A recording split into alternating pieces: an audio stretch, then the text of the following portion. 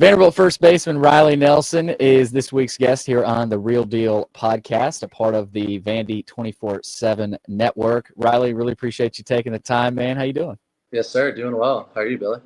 Good. I want to start with before you ever got to Vanderbilt. You had an interesting path to get to Vanderbilt. You were at Western Texas, and then you went to Yavapai Community College, their junior college in Arizona. And for you to end up at Vanderbilt, I think some people look at that and go, man, that's rare. Like there aren't a ton of JUCO kids that I end up at Vanderbilt in the first place. But obviously, in today's landscape, I mean, you know, you never know where you might end up, especially with the portal, how the portal works. So tell me about those two stops there and maybe how it led to Vanderbilt. Right. So, I mean, I can literally write a book on my whole recruiting process because it's been unbelievable. High school, I mean, playing in Texas, the Dallas area, I mean, it's top tier high school baseball. And, I performed really well and only had one junior college offer coming out, and that was Western Texas. So I went there, had a great year. I actually committed to Ohio State in the fall of my freshman year of junior college at Western.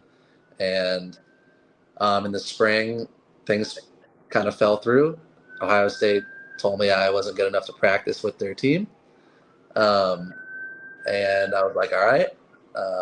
Just didn't really have a great experience at Western, all in all. And then I knew the head coach at Yavapai College. I played summer ball with him.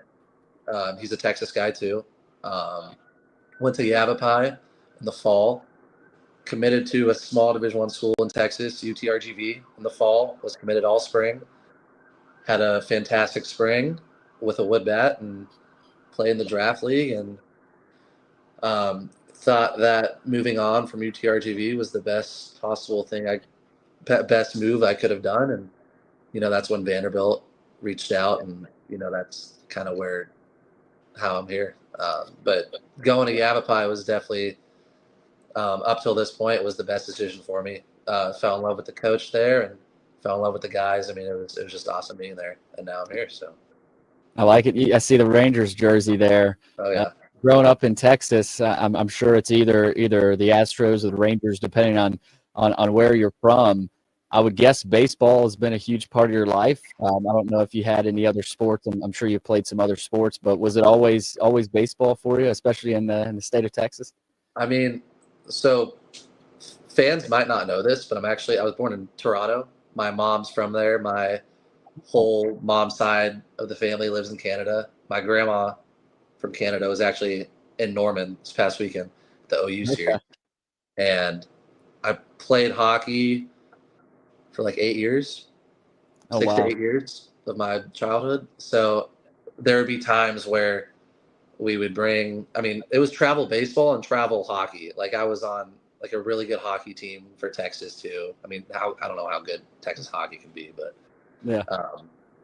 There would be times where I'd have the baseball uniform on, coming from a baseball game, going to a hockey game, dressing out, bringing my hockey equipment with my baseball equipment.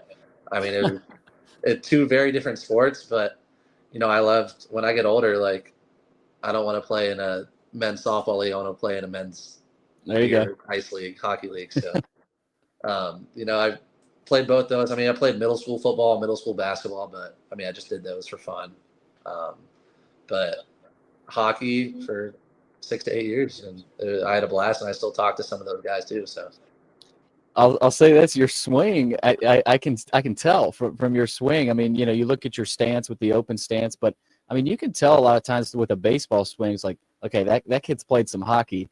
There's got to be some correlation to, okay, if you can swing it's maybe not golf, but like hockey and baseball are probably two of the most transferable. I mean, there's a lot more equipment in hockey, of course, and maybe some different agility, but in terms of just how you hit a hockey puck and hitting the baseball, not too far off. Yeah, I mean, honestly, like with ice skating too, like with balance and everything, like transitioning the weight from like hitting to, like, I feel like that helped too. And just like, for some reason, when I used to skate a lot, I was like the fastest on my baseball teams. And now, ever since I stopped ice skating, I've gotten slower. So I don't know. It makes no sense, but I should probably Well, pick it up again. I wouldn't be surprised if that was an early conversation starter between you and Corbs. He Oh my loves gosh. Yeah, it was. Yeah. I know if you going back, I'm sure he's mentioned Will Toffee. I know he was a good baseball player. He played third base for the Commodores. But Riley, I want to go to your time here at Vanderbilt now. And I know it's hasn't been long, but this team is a group of guys that have kind of come together. It's almost half some portal guys. Like if you look at the everyday lineup, it's half portal guys, half. I know you got a freshman, Brody Johnson, in there. You got some returners in there. And with the pitchers, some transfers as well that have made a big impact with Bowker and Fennell as well. Getting here in the winter is, I guess when you got here, did you know any of the guys before you got here, and how did kind of the relationship building start for you? So I actually knew Ethan McIlvaine before. We played on the Midland Redskins summer ball team. It was like in between the summer after my senior year going into my freshman year of junior college. We played, so Midland is based out of Cincinnati, Ohio. We played in the Connie Mac, won the Connie Mac. It's like this national championship. Mm-hmm. It was pretty special for us. But I actually roomed with McIlvaine in Ohio, and we're now roommates here at Vanderbilt 3 years later. So knew McIlvaine coming in, and he helped me adjust in the fall. Rooming with Mike Mancini, another transfer, like we kind of he helped us too. But no, it's just been great knowing McIlvaine before too. So it's been good. In the portal era, I mean, I can't imagine being a college coach right now. I mean, you end your season and all of a sudden you got to be on the phone 24/7 and trying to figure out your roster for the next season. It's really that way for football, basketball, and baseball. What was the message from Coach Corbin and the other coaches you talked to in their pull to try to get you to Nashville? I'm sure, with you being a kid that probably wanted to, you mentioned the Ohio State thing, and probably had a chip on your shoulder there, and then UTRGV as well. I'm sure you're just ready to get to this level. But what was their message to you? It was different from the other schools I was getting recruited from over the summer. Other schools were not wanting me they were wanting my attributes. They were wanting my skills on the field, but Vanderbilt really wanted me as like a whole, like as a person. And that's kind of what I really appreciated, that's really what I cared about. Someone that would take me in as part of their family and not just another portal kid on the wall. That's just here for a year and then bounces to another school like half these kids do. So I literally, when I'm on my visit talking to Corbs, I was crying in his office because they wanted me for me, and nobody has given me the opportunity before. Everyone saw me as just another first base hitter that can hit. But with them bringing me in as family and as one of their own, it really meant a lot to me, and it still does. I'm very grateful and thankful for the opportunity still. So. And you come here amidst some changes in the program. Jason King comes over from Dayton to be the hitting coach. Also, Ty Blankmeyer, who's coaching first base, helping with the infielders as well. I'm sure he helps out with you. I know he does the middle infielders, but I'm sure he helps out with the entire infield and the rest of the group. Obviously, a guy like Ro Coleman helping out as well. With you coming in here with some change happening, have you sensed a chip on the shoulder of certain players, but also the staff, and saying, hey, we can be that team to get back to Omaha and get back to the level that Vanderbilt baseball has seen? For sure. We've preached that all fall and all spring. That's our number one goal. It doesn't matter who we play. It doesn't matter if it's a Tuesday or a Friday night. We're gonna keep rolling, and obviously we know we got some things we got to clean up, but that's still the goal, and we firmly believe that we have the squad to do it. And we're very connected as a group. You mentioned the however many portal guys we had, but new guys this year that are seeing the field a lot, and some older guys that might, or returning guys that might not see the field, but we've meshed really well, especially here late. I think that was a big reason why we won on Sunday, because we got together as a group and kind of just players only kind of rekindled everything. So we're very connected there. And I firmly believe that us being connected as one and not letting one string off, like being together as a group, is going to help us throughout the rest of SEC play and throughout the postseason and on. So it's going to be good. You mentioned winning on Sunday against Oklahoma, and man, that's really the hardest thing to do, win on the road. Even winning one game in the road in the SEC is tough, but to get that, I would guess that's something you guys preach on the road, whether you're playing Oklahoma or Missouri, it's never easy. Is that something you guys preach? Maybe you lose the first couple of games, but salvaging a series could be a really important win late in the season for you guys. 100%. We went into that game knowing, or just kind of like having that postseason kind of vibe, like it was kind of a must-win game in our eyes. We wanted it to feel like that and just bring that competitive edge to us. That wasn't there the first two games. And so, I mean, that's what we did. Just came out firing. Energy was really high. And that's kind of what we preached the night before. Like, energy was low. When we get to the field right away, I mean, energy needs to be up. And that's what we're going to do the rest of the year, too. So, every game. Riley, a couple more here before I let you go. You come into Nashville after coming from Yavapai. You said Prescott, Arizona. I don't think I've ever heard of Prescott, Arizona. I would assume it's a small town. But you get into Nashville. You mentioned rooming with McElvain and getting to know a lot of these other transfer guys. But you're also in the SEC. So how much have you learned about yourself, but also just this level of ball? I mean, you've seen good baseball, but I mean, this is the best of the best in the SEC, and I would assume it's an honor and a blessing to see that. But what has the last 3-4 months been like for you this year?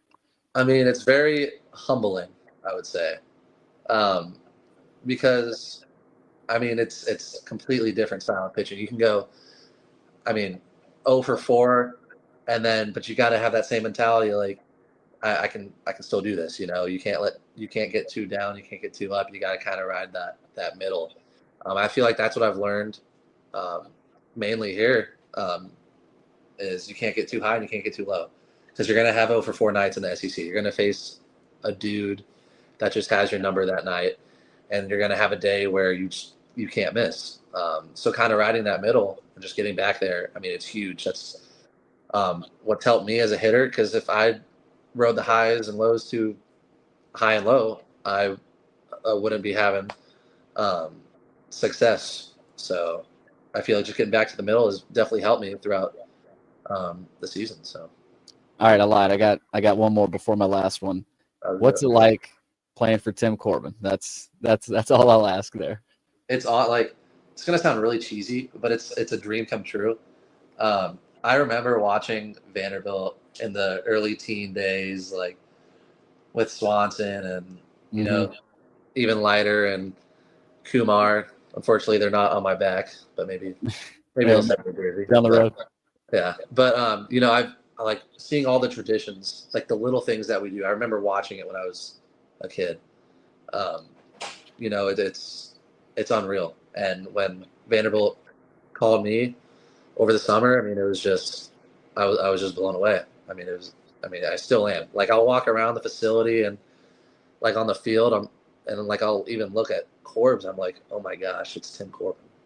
Like, it's still unbelievable. It's still mind blowing. I mean, it's crazy. I would guess you've been able to meet guys like Dansby and some of the pro guys. I know they're in season now, but even in the winter when they come back, they've got their own locker room. It's honestly really cool. I haven't met Dansby. I would love to meet Dansby. That would be pretty sick. But I've met Spencer Jones, Javi Vaz. Yep. He texts me every once in a while. He keeps up with me because he was a JUCO guy too. Yep.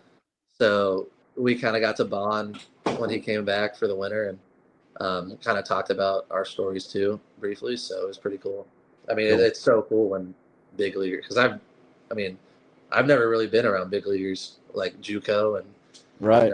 It's so cool still. So I'm blown away still. Well, all right. Well, to wrap it up, Riley, Anchor Impact, that's who's bringing us here today. It's been big for you. They've been big for football players, basketball guys, but for you, how would you describe the impact that Anchor Impact has made so far at Vandy? I mean, it's unreal. They've done such a great job in taking care of us. I mean, I wouldn't be here without them. JUCO. I mean, I don't think you can get into school at Vanderbilt, but no, I'm just truly thankful and blessed for the opportunity that they've given me and allowing me to come to this school and helping me out in the process. So I'm just really grateful for Anchor Impact. Riley, appreciate the time, man. Good luck the rest of the way. Got a big one this weekend against Georgia here in Nashville, and looking forward to seeing what you guys do the rest of the season. I can't thank you enough for taking the time. Yes, sir. Thank you, Billy. All right. That's Riley Nelson from Vanderbilt baseball team, first baseman for the Commodores after a salvage win on Sunday over Oklahoma. They got the Georgia Bulldogs in town this weekend here at the Hawk.